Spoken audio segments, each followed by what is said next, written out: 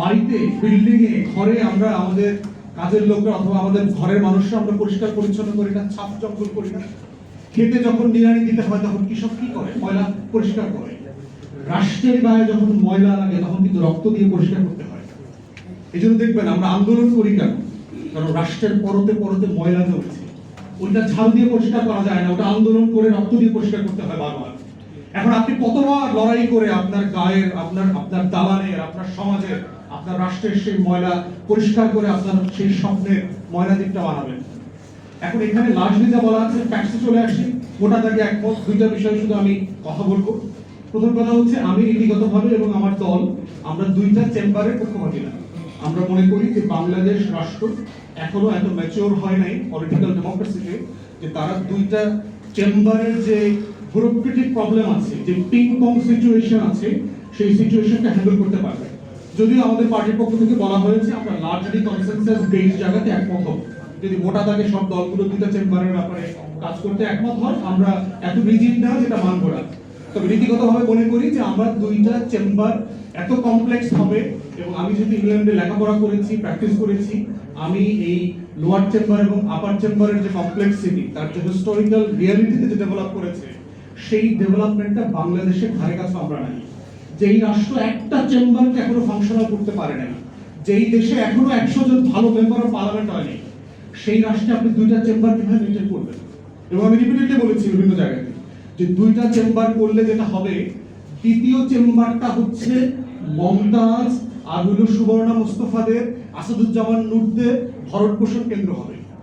যারা ধরেন প্রত্যেকটা আসনে 5 জন করে নমিনেশন সিট করে একটা বড় পলিটিক্যাল পার্টি, কয়জনকে নমিনেশন দেবে? 5 কোটি 10 কোটি টেন্ডার হাঁকালেন, কোরবানি গরুর মতো টেন্ডার হাঁকায় 5 10 20 কোটি দিতে টিকিট তো বেচবেন, বেচার পরে তার 4 জন রয়ে গেল। তখন কি করবে? এদেরকে বুঝ দিবে, আচ্ছা তোমাকে বিআইডব্লিউ চেয়ারম্যান বানাই দিব, তোমার প্রতিমন্ত্রী বানাই দিব, তোমার উপরের চেম্বারে নিয়ে যাবো। তাহলে যেটা হবে, রাজনীতিকে ঘিরে করাপশনের আমার আরো লুটপাট বাণিজ্যের একটা জায়গা তৈরি হবে, এবং ওই 100 লোকেরও কিন্তু আবার লুটপাটের ট্যাক্স ফ্রি গাড়ি, রাজুকের প্লট, ফ্ল্যাট, সুবিধা, বাটলা, এগুলো মেনটেন করবার জন্য আরো শত শত হাজার হাজার কোটি টাকা আমার ট্যাক্স পেয়ারদের জায়গা থেকে বরাদ্দ দিতে হবে। তাহলে দ্বিতীয় চেম্বার করবার জন্য আমার যে পলিটিক্যাল ম্যাচুরিটি দরকার, এইটা আমি প্রথম চেম্বারই আসলে করতে পারি। আমাদের দলের পক্ষ থেকে আমরা প্রস্তাব করেছি যে আমাদের এখন সংরক্ষিত আসন আছে শুধু মহিলাদের জন্য এবং 50। আমরা বলেছি এটাকে 100 করে দেন, এবং শুধু মহিলাদের জন্য না, এখানে মহিলা, সিভিল সোসাইটি, পিছিয়ে পড়া জনগোষ্ঠী, মাইনরিটি, উর্দুভাষী বাংলাদেশি, হরিজন কমিউনিটি, পাহাড়ি, সবাইকে এখানে আনেন। আমরা এই 100 লোকের পারফরমেন্স দুইটা সংসদে দেখি, তারা কেমন পারফর্ম করে। আমাদের দিক থেকে দেখবেন যে পলিটিক্যাল পার্টিস গুলো কি রাইট সিলেকশন করছে কিনা, না তারা আবার মমতাজদেরকে ফাইটটা যায়, চল্লা যায় টাইপের লোকদেরকে আনতেছে। আর যদি মনে করেন যে না, সিরিয়াস ক্যান্ডিডেট আসতেছে এই 100 ভিতরে, আমরা দুইটা সংসদ পরে তখন সেকেন্ড চেম্বারে চলে যাব, যদি এটা ফাংশনাল হয়। কিন্তু যদি এটা ফাংশনাল যেহেতু হয় নাই, আমরা ভালো রোল মডেল পলিটিক্যাল মেয়েদের থেকে আনতে পেরেছি। আমাদের গত সংসদে এই যে মেয়েদেরকে 30 35 50 করে আনলাম, কয়জন ভালো ফিমেল পলিটিশিয়ান আসছে যাদেরকে দেখে ইয়াং মেয়েরা, তরুণীরা পলিটিক্সে আসতে আগ্রহী হচ্ছে না? কারণ যাদেরকে দেখে রিডিং করতে পারে না বাংলা, এরকম মহিলাদেরকে আমরা দেখছি। বাজেট আসনে তার স্বামীর খুনের বিচার চাইছে, এরকম মহিলাদেরকে আমি দেখছি যে বিএনপির আমলে আমার স্বামী মারা গেছে, বিচার চাই মাননীয় প্রধানমন্ত্রী বাজেটের অধিবেশনে। বাংলাদেশে আপনার টোটাল, আমার সংসদের হিস্ট্রি আমি যতটুকু করেছি, আমার ডেফিনেশনে আমি তো ম্যাট্রিক্স একটু উঁচু হইতে পারে, 50 জন মেম্বার অফ পার্লামেন্ট এমপি গত 53 বছরে বাংলাদেশ প্রডিউস করেনি। 50 জন করেনি গত 53 বছরের কথা বলছি, কিন্তু 100 কথা বলছি না। পার্লামেন্ট মেম্বার বলতে যা বোঝানো হয় দুনিয়াতে, যদি হাউস অফ কমন্সের স্ট্যান্ডার্ড আমি ধরি, তার 50 জন 53 বছরে তৈরি করা যায়নি। তাহলে সেখানে আপনি 300 থেকে 400 নিবেন, উপরে আবার 100 নিবেন। এই যে বিশাল হাতির পাল তৈরি করছেন, এবং এটার জন্য যে হাজার হাজার কোটি টাকা লুটপাটের বাণিজ্য, পলিটিক্যাল পার্টি, সিন্ডিকেটের করাপশনের স্পেস করে দিচ্ছেন, এটা যেটা করবে, দ্বিতীয় চেম্বার তো হবেই না, বরং যে কারণে আমরা সংস্কার চাই ঠিক তার উল্টা রেজাল্টটা বয়ে নিয়ে আসবে।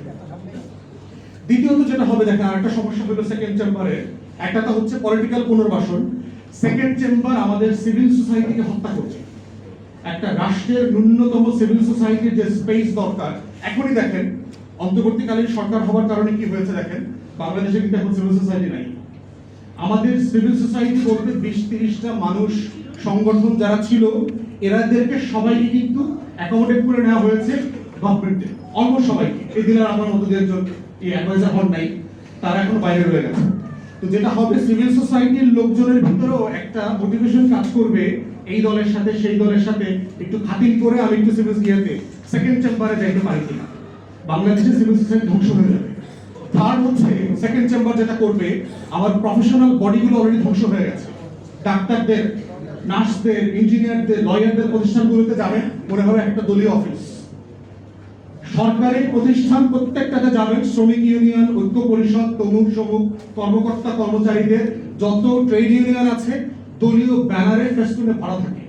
দ্বিতীয় চেম্বারটা হচ্ছে এই প্রফেশনাল বডি রিপ্রেজেন্টেশন করতে গিয়ে যেটা হবে, আমার প্রত্যেকটা ইনস্টিটিউশন ধ্বংস হয়ে যাবে, কারণ এই পলিটিক্যাল ম্যাচুরিটি আমাদের মধ্যে এখন ডেভেলপ করে নেই। অতএব সেই জায়গায় আমরা বোধ করছি যে ফার্স্ট চেম্বারটাকে কিভাবে প্র্যাগম্যাটিকলি ফাংশনাল করা যায়, এইটা আমাদের মানে আমাদের সিরিয়াস এজেন্ডা হওয়া দরকার। এবং পিআর এর ব্যাপারে আমাদের পজিশন আমরা বলেছি, আমরা একটা মিক্স সিস্টেম চাই যেটা অ্যাচিভেবল হইতে পারে। কারণ দেশের মানুষ বিশাল অংশ এখনো আপনার লেখাপড়া জানে না, তারা আপেল চেনে, তারা মার্কা চেনে। তো মিক্স সিস্টেমে যেটা হতে পারে যে অ্যাটলিস্ট 50 থেকে 100 আসনে পিআর হোক, প্রপোর্শনাল রিপ্রেজেন্টেশনটা হোক, যেখানে তরুণ পপুলেশন বেশি, যেখানে আরবান পপুলেশন বেশি। আমরা একটু দেখি 50 আসনের ভোটের প্যাটার্নটা কিভাবে হয়, তারা রাইটলি ভোট দেয় কিনা। এরপরে হচ্ছে এটা বাড়ানো যাবে আরো, কিন্তু টোটাল সিস্টেমকে ভোট করে পিআরে নিয়ে গেলে যেটা হবে, সেটা দেশের মানুষ নিতে পারবে না। সাডেনলি সে কাকে ভোট দেবে, কোন মার্কায় ভোট দেবে, কিভাবে সিলেক্ট করবে। এবং পিআরএ করবার জন্য আপনার যে ইন্টেলেকচুয়াল ক্যাপাসিটি দরকার, এজেন্ডা পড়ার ক্যাপাসিটি, বাংলাদেশের 1% ভোটারও এজেন্ডা পড়ে, ম্যানিফেস্টো পড়ে ভোট দেয় না। অর্থাৎ ম্যানিফেস্টো করে ভোট দেবার কালচার তৈরি না হইলে পিআর থেকে আমরা শুধু বেনিফিট আনতে পারবো না। তাই ন্যূনতম এবারের নির্বাচনে আমরা দেখতে চাই 50 থেকে 100 আসনে সম্মতির ভিত্তিতে পিআর হোক, বাকি 200 আসন আগের মতো চলুক, ফার্স্ট পাস দ্য ফার্স্ট। আর আরেকটা বিষয় একটু বলবো জুডিশিয়ারির ব্যাপারে। এখন অ্যাপয়েন্টমেন্ট চলছে, প্রসেস চলছে, আপনি জানেন সুপ্রিম কোর্ট থেকে